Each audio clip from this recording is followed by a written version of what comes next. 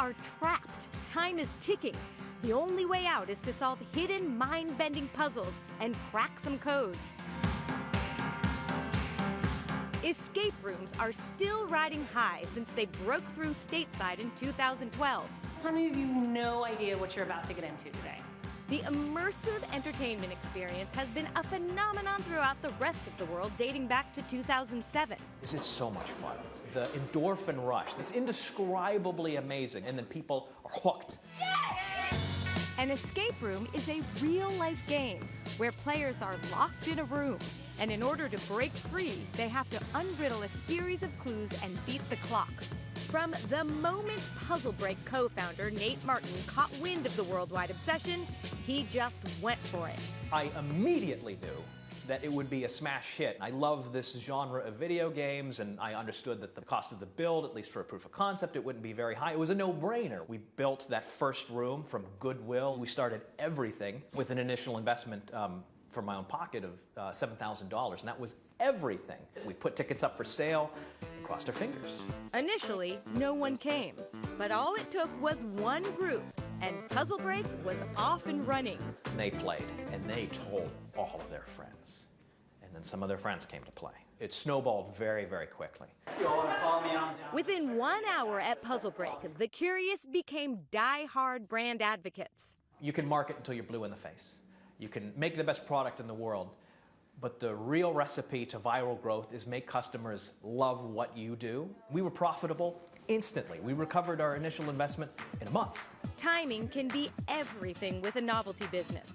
Being first in Seattle positioned Puzzle Break to get the most buzz. We were enormously lucky with timing. We got the first groups, and we got a ton of free press. What the hell is this? People are locked in rooms? I can't wait to write a story about this crazy business in Seattle. The landscape of trendy businesses can offer huge rewards, as well as dramatic and sometimes very abrupt declines in revenue. We know exactly what our next step is going to be at all times, so that no matter what happens in the trend of escape rooms or immersive mental entertainment or team building or whatever, we're able to immediately jump and innovate. We always want to be on the bleeding edge. We never want to be playing catch up. The strongest part of your team dynamic is the ability to communicate. Nate's next step was to carve out a niche of high-end escape rooms, offering one-of-a-kind cinematic experiences. And this is the same technology that drives Disney experiences. This is our mad scientist laboratory. We got, stuff everywhere that you can build anything under the sun, decor, tech, whatever. We dream it, we can build it. All of the technology is somewhat hidden. You don't know that the piece that you're working on is actually a complicated piece of machinery, and then, you put this chess piece there, you rotate this table in just such a way, and then a huge moment happens in the other room, and it's all about having the infrastructure and resources to respond quickly to what the trend of this business is going to be tomorrow, and the day after tomorrow, and 10 years from now. Puzzle Break also set sail to the high seas, scoring an exclusive partnership with Royal Caribbean Cruises.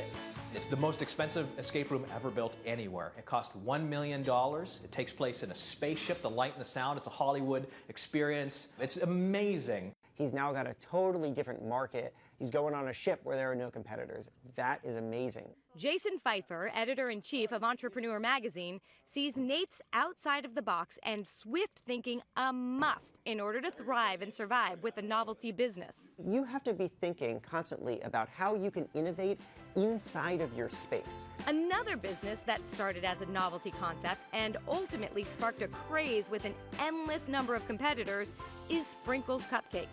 Sprinkles is the hot cupcake shop, even after, I think, the phrase hot cupcake shop, stopped being a thing. Sprinkles founder Candace Nelson is the queen of knowing how to perfectly bake your trendy brand beyond the hype. Sprinkles has been really smart about giving people constant new reasons to talk about them and to put them on Instagram and to tweet about them. I mean, that's so smart.